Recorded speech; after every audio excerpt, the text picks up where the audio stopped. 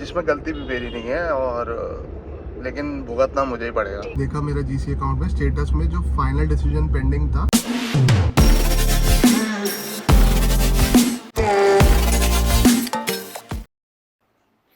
Hello guys, welcome back to my YouTube channel and आज हम बात करने वाले हैं पासपोर्ट सबमिशन की वीएफएस ऑफिस में, जो कि होता बायोमेट्रिक के पास। और इसमें जो मेरा पूरा एक्सपीरियंस है, हम इसको लेके पहले पास में जाएंगे, फिर वहाँ मेरे साथ क्या हुआ वो आप लोग देखना। देन यू विल डिसाइड कि मेरा एक्सपीरियंस कैसा था और फिर आपको वो सेम चीज़ें करनी है या नहीं करनी है। तो पहले चलते हैं पास में। जब मैंने पासपोर्ट सबमिशन की मेरे पे रिक्वेस्ट आई थी तो मैंने प्रीमियम लॉन्च सर्विसेज ली थी, और उसके बाद मेरे साथ क्या हुआ उसके लिए चलते हैं पास में। Let's go.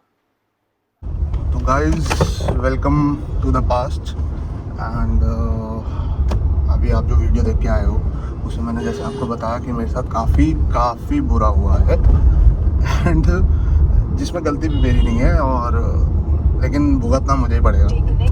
तो वीएफएस वालों ने क्या करा, जब मैंने उनकी प्रीमियम सर्विस ली, जो कि मैं बिल्कुल कहूँगा आपको लेनी नहीं चाहिए। सो 4,500 रुपये 4.5 के रुपीज़ की मुझे ये सर्विस पड़ी थी इन्हें, जिसकी वजह से आज मुझे अपना ऑफिस आवर छोड़ के बीच में से जाना पड़ रहा है उनसे फिर से पासपोर्ट सबमिट करवाने।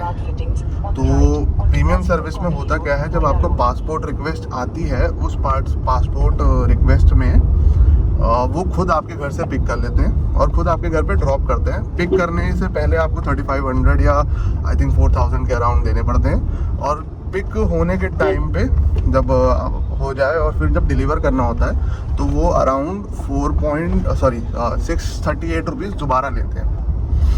इसी के लिए मैंने पे करा था ताकि मेरे को प्रॉब्लम ना हो, मेरे कंफर्ट जोन में रहे, इसलिए मैंने उनकी प्रीमियम सर्विसेज ली थी। ठीक है, अब प्रीमियम सर्विसेज में इन्होंने जो मुझे फ़ोटोज़ क्लिक करके दी, जो कि मेरे प्लान में थी कि मुझे वो एक फ़ोटो क्लिक करके देंगे, और फ़ोटो का स्पेसिफिकेशन डे 1 से पीआर के लिए सेम ही है, कोई ऐसा उसमें डिफरेंस नहीं था। ठीक है, तो आप समझो इस बात को और मेरे को बताना मैं कौन से पॉइंट पे गलत हूँ। तो फोटोज़ का सब कुछ सेम था, कोई वो नहीं था स्पेसिफिकेशन डिफरेंट। अब मैंने इन पे ब्लाइंड ट्रस्ट करके जो फ़ोटोज़ इन्होंने मुझे 2 क्लिक करके दी, उसमें पीछे इनका स्टैम्प था प्रॉपर, उसी में मैंने अपनी डिटेल्स फिल करके इनको दे दी। अब जब डिटेल फिल्स इनको करके मैंने दे दी तो टोटल 22 डेज़ बाद, लाइक 24 सितंबर को मैंने सबमिट करा था एंड 19 अक्टूबर को मेरे पास वीएफएस का पार्सल डिलीवर होता है, मेरा पासपोर्ट, जो कि रिजेक्टेड होता है। क्यों? क्योंकि फ़ोटो स्पेसिफिकेशन गलत थे, और ये वही फ़ोटोज़ थे जो वीएफएस ने मुझे दिए थे। सॉरी, अब ये फ़ोटोज़ जो इन्होंने मुझे दिए, ठीक है, वो किसका फॉल्ट है? मैंने आगे अपनी फ़्लाइट्स बुक कर रखी है, सब कुछ प्लान के हिसाब से चल रहा है, मैंने रेजिग्नेशन डाल दिया था अपनी जॉब से, बट अब इसमें मैं किसको ब्लेम करूँ? वीएफएस अपनी गलती मानेगा नहीं, they will make some kind of excuse. तो पता नहीं, देखो अब आगे क्या होता है। अब मैं वीएफएस ऑफिस जा रहा हूँ, 12:45 का मेरा अपॉइंटमेंट है दोबारा रीसबमिशन का पासपोर्ट का। जो चक्कर बचाने के लिए मैंने पैसे दिए थे वही चक्कर मुझे दोबारा लगाने पड़ रहे हैं। ठीक है, तो और सबसे बड़ी बात, इन्होंने मेरे को और भी चीज़ें दी थी, जैसे कि फॉरेक्स कार्ड इन्होंने मुझे ऐसे बैंक का बना के दिया जिसके सर्वर्स ही नहीं आते गाइस, उस बैंक के सर्वर्स ही नहीं आते हैं। ठीक है, उस बैंक से मैं इंडिया में ट्रांजेक्शन नहीं कर पा रहा हूँ, तो और ये मुझे एक्सपेक्ट कर रहे हैं उसको मैं लेके अब्रॉड ट्रैवल करूँ। सपोजिटली अगर मैं कहीं फंस जाता हूँ, मेरे पास पैसे नहीं होते और वो बैंक का सर्वर डाउन हो गया आईएसटी के अकॉर्डिंग, तो मेरी तो बैंड बच जाएगी ना भाई। ठीक है, फिर इन्होंने एक सिम दी मुझे, सिम कूडोस की दी। कूडोस ठीक है, कुछ ज़्यादा अच्छा नेटवर्क नहीं है कनाडा का, बट कूडोस था। तो भाई ये पूरा मामला था इनका। अभी देखते हैं वीएफएस ऑफिस जाने हैं, फिर वहाँ के बाद।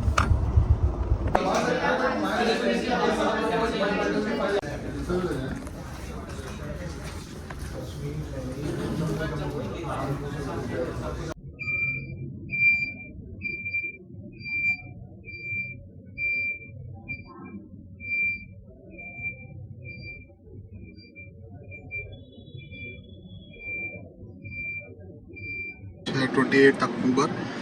और अभी आपने देखा कि मेरे साथ क्या क्या हुआ जब मैं पासपोर्ट दे के आया था, फिर दोबारा देने गया।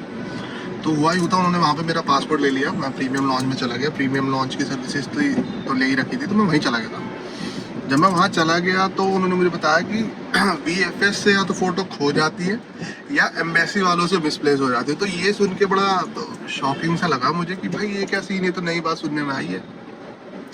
तो जो भी था, मैंने वहाँ पे अपना फिर टाइमली सब कुछ सबमिट करवाया। उन्होंने मुझे बोला था देखो 22 नवंबर की आपकी फ़्लाइट है, बट मान के चलो आपका 19 नवंबर तक किसी भी हालत में पासपोर्ट आ जाएगा। तो मैं तो डरा हुआ था, मैंने ऑलमोस्ट अपने सारे काम रोक दिए। मैंने कहा पहले इस पर फोकस करते, ये ज़्यादा बेटर है। उसके बाद मैंने मेल्स लिखी, बट उसका कोई रिस्पांस नहीं था, क्योंकि IRCC से कांटेक्ट करने का कोई प्रॉपर तरीका है ही नहीं। तो कुछ नहीं था मेरे पास, मैं सिर्फ वेट कर सकता था। और फिर थोड़े टाइम में, मेरे ख्याल से 26 अक्टूबर के अराउंड, 22 अक्टूबर को मैंने पासपोर्ट दोबारा सबमिट करा। 26 अक्टूबर पे मेरे पे कंफर्मेशन आता है GC अकाउंट पे मेरे, जिस पे काउंटर फॉइल नंबर अपडेट हो गया। काउंटर फॉइल नंबर स्टैम्प पे होता है और इसका मतलब आपको वीज़ा मिल चुका है। और फिर मैंने उस पर देखा मेरा GC अकाउंट में स्टेटस में जो फाइनल डिसीजन पेंडिंग था वो चेंज होके अप्रूव्ड हो चुका है। और अप्रूव्ड होने के बाद तो मैं समझ गया, मैंने कहा भाई पासपोर्ट या तो हफ्ते भर के अंदर अंदर आ जाएगा। फिर मैंने आज प्लान कर रखा था, मैंने कहा पासपोर्ट मेरे पे सुबह सुबह 8:30 बजे मेल आ गया था। ये मैं साइट पे यहाँ पे दिखा दूंगा। 8:30 बजे एक मेल आ गया था कि your passport has been dispatched from IRCC to VFS office, Canada visa, मतलब कुछ ऐसे करके है। फिर मैं वेट कर रहा था कब इनका मेल आया और मैं कब फटाफट भागूं और अपना पासपोर्ट लेके आऊँ, क्योंकि भाई एक बार झटका ले चुका हूँ मैं, तो मुझे दोबारा झटका लेना नहीं था। तो मैं यही सोच के बैठा था कब मैं भागूं दोबारा और फटाफट से अपना ले आऊँ।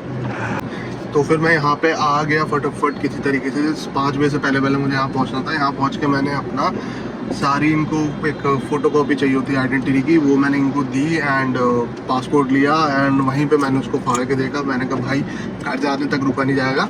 वहीं मैंने उसको फाड़ के देखा और अपने भाई का पासपोर्ट पे स्टैम्प लग के आ चुकी है, जैसे कि देख सकते हो। और ये इसी में आया और इसमें काफ़ी सारे लेटर्स हैं, कोशिश करूँगा दिखाने की हाइड करके। तो ये मामला है। तो अब आप वापसी जाओ और मैं आपको घर पे मिलता हूँ। Bye bye. तो गाइज एट द एंड ले दे के बाद वहीं पे आ जाती है कि जो प्रीमियम सर्विसेज है VFS में, मेरे हिसाब से उसकी नीड नहीं है। आप अपना कभी भी जाओ, वो जो अपॉइंटमेंट देते हैं वो अपॉइंटमेंट लो और सीधा अपना पासपोर्ट खुद सबमिट करो, खुद लेके आओ। मोटा मोटा मेरे साथ ये हुआ था, मेरे पासपोर्ट जो मेरे फोटो लिए गए थे पासपोर्ट के लिए स्टैम्प के लिए, वो गलत स्पेसिफिकेशन में नहीं थे। VFS वालों ने खुद एक्सेप्ट करा, या तो फोटोज खो जाती है, VFS से खो जाती है, एम्बेसी से खो जाती है, बट आप किसी को जाके ब्लेम नहीं कर सकते, बोल नहीं सकते कि खोई है आपसे या कुछ, मतलब कोई सुनने वाला ही नहीं, तो आप बोलो किसे। VFS वाला मानेंगे नहीं, एम्बेसी वाले से तो आप बात वैसे भी नहीं कर सकते, IRCC से कांटेक्ट करने का कोई तरीका ही नहीं है। तो सिंपल ये देखे बात ये आ जाती है, खुद अपने आप करो, कोई प्रीमियम लॉन्च सर्विसेज लेने की जरूरत नहीं है, कोई बेनिफिट नहीं है, फालतू के 4,000 रुपये दोगे और मेरी तरह धक्के भी खाने पड़ सकते हैं। ये सबके साथ नहीं होता, बट जिनके साथ भी हुआ है या हो रहा है, I can feel your pain guys. तो नेक्स्ट वीडियो में मिलेंगे। नेक्स्ट वीडियो में सीधा मैं आपको एयरपोर्ट पे मिलूंगा और बीच में हो सकता है पैकिंग वैकिंग ब्लॉग बना दूँ, तो देखते रहो। And do not forgot sorry do not forget to share and subscribe to my YouTube channel, ताकि आप मेरे साथ मेरी जर्नी में बने रहो।